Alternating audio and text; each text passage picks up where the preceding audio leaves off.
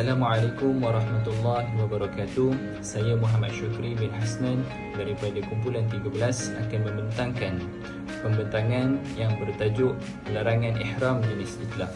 Yang pertama sekali ialah pengenalan ihram. Ihram merujuk kepada satu keadaan suci atau terikat bagi setiap orang Muslim semasa menjalankan ibadah haji ataupun umrah. Larangan ihram adalah perkara dan perbuatan yang dilarang dilakukan selama mana keadaan seseorang Muslim itu mula berniat ihram sehinggalah tahallul.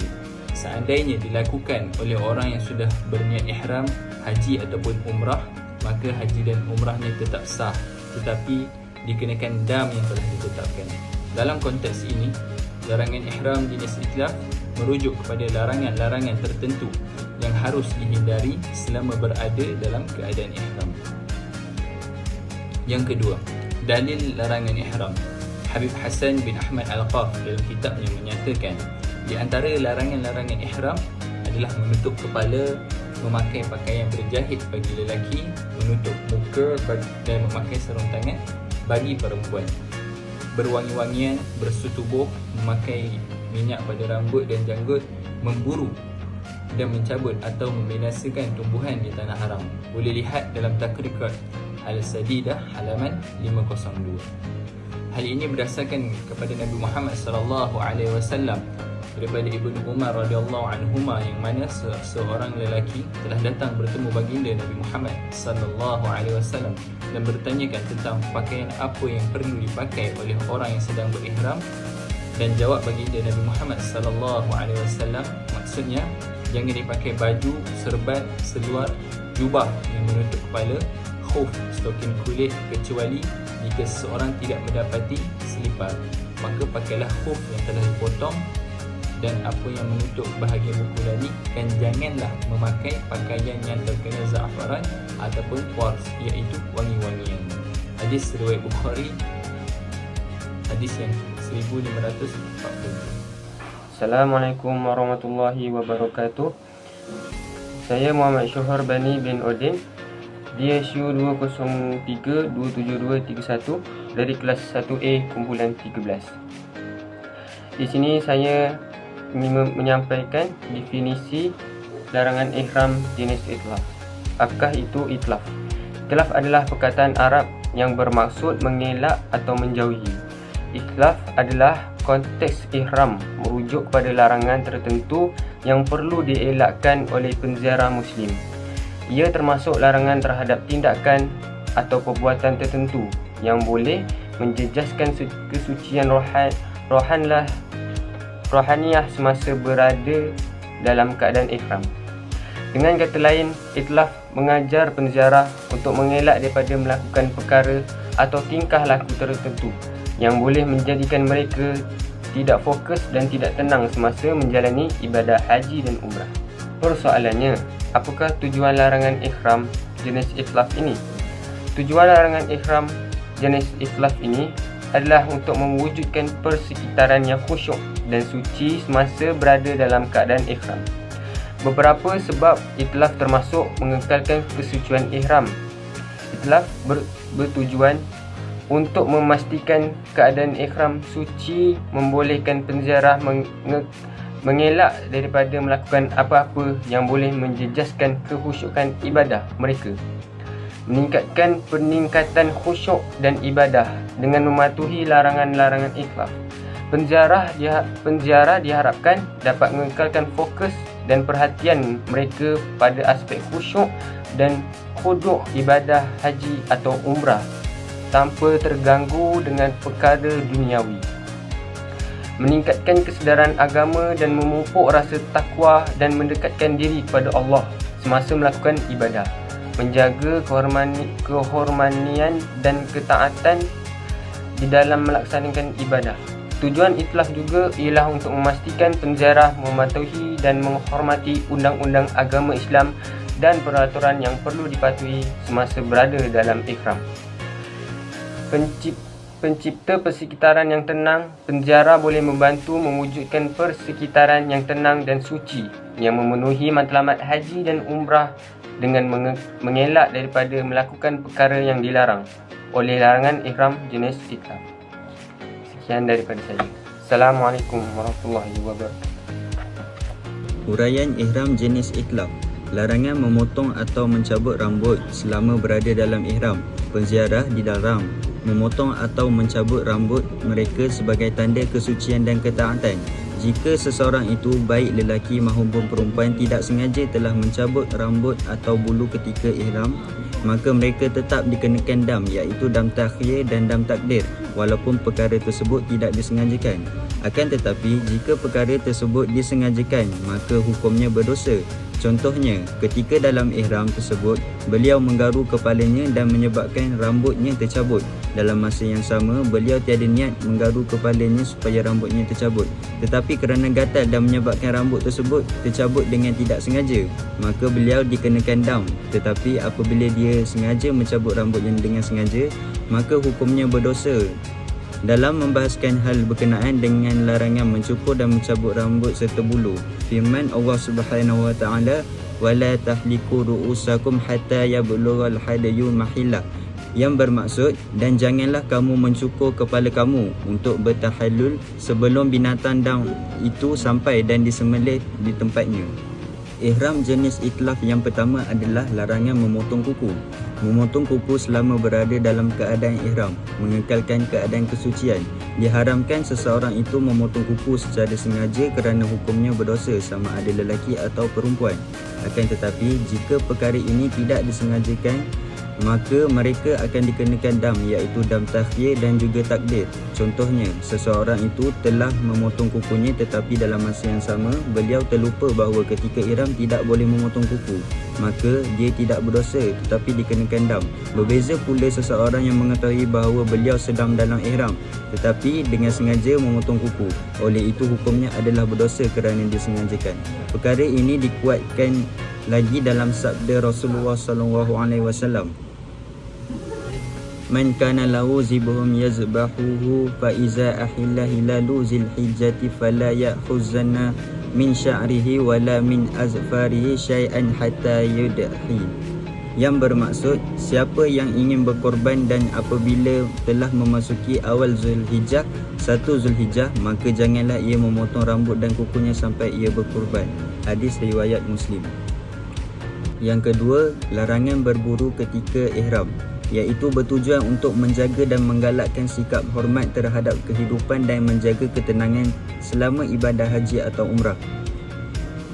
Jemaah yang berada dalam ihram adalah sama ada lelaki atau perempuan diharamkan berburu, menembak, mengurung atau membinasakan setiap haiwan darat yang boleh dimakan atau dilarang untuk dimakan sama ada di tanah halal atau haram. Contohnya, seseorang dalam ihram dengan tidak sengaja telah terpijak seekor anak burung, maka beliau hanya perlu membayar dam. Tetapi jika seseorang itu dengan sengaja memburu seekor kambing sedangkan beliau dalam ihram, maka hukumnya adalah berdosa. Hadis daripada Abu Qatadah Al-Ansari, iaitu wa an Abi Qatadah Al-Ansari fi qissati saydil himari al-wahshi wa huwa ghairu muhrim. Qala faqala Rasulullah sallallahu alaihi wasallam li ashabi wa kanu muhrimin, hal minkum ahadun amrahu aw asharu ilaihi bisyai'?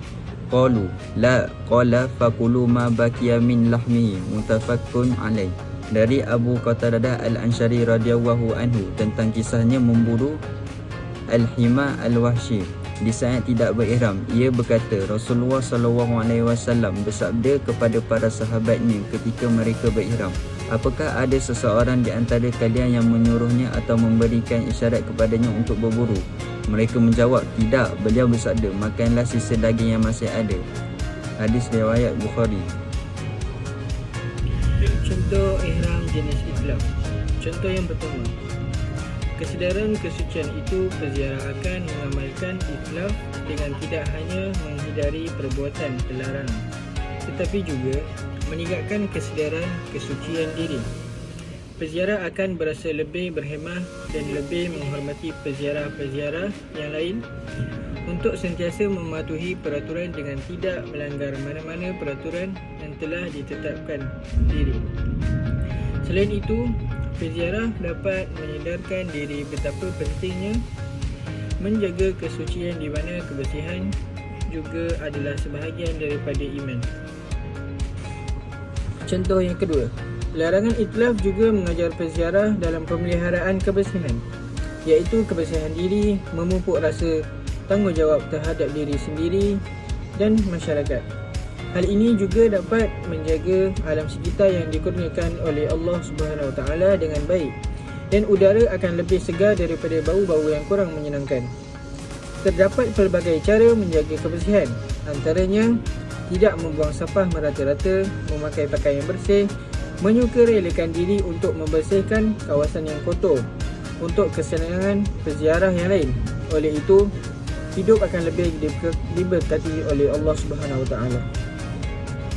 Assalamualaikum warahmatullahi wabarakatuh. Nama saya Muhammad Nur Salim. Saya akan melanjutkan perbincangan seterusnya, iaitu mengenai jenis itlaf dari segi menggugur, menghilangkan, merosakkan dan membinasakan.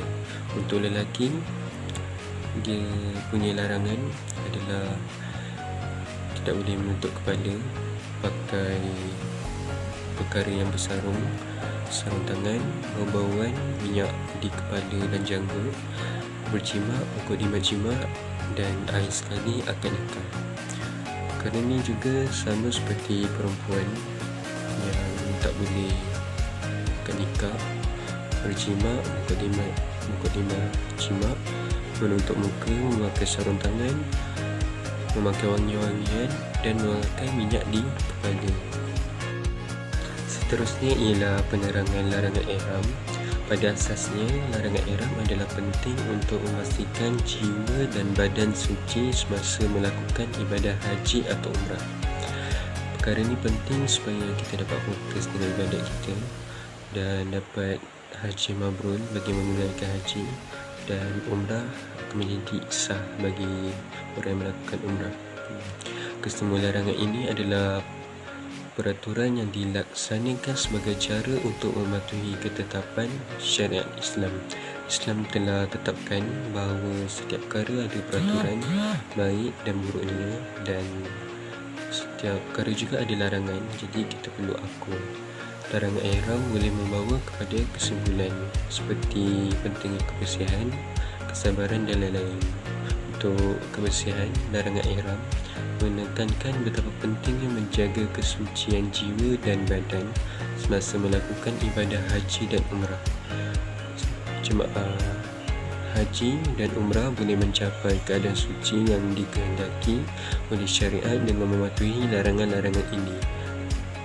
Jadi kita kena akur setiap larangan supaya jiwa tu sentiasa suci dan tak kotor. Seterusnya adalah kesabaran.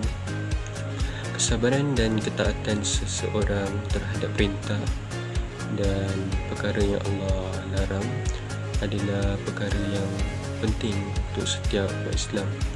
Jadi setiap manusia perlu akur dengan perintah Allah Subhanahu Wa Taala semasa menjalankan ibadah haji atau umrah. Hal ini penting kerana kita dapat mendidik disiplin kita dan kita dapat patuh terhadap ajaran agama.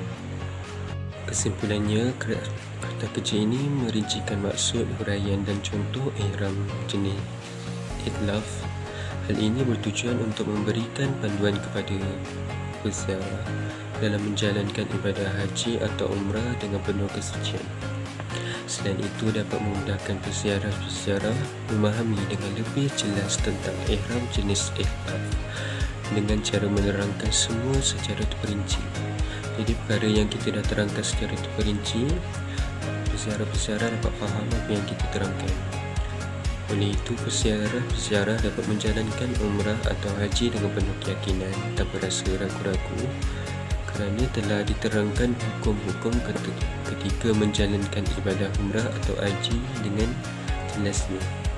Akhir kata, semoga ibadah yang telah dijalankan oleh peziarah kita maupun umat Islam seluruhnya dirahmati oleh Allah, diterima oleh Allah, dan semoga kebaikan yang kita lakukan diberkati oleh Allah Subhanahu Wa Taala.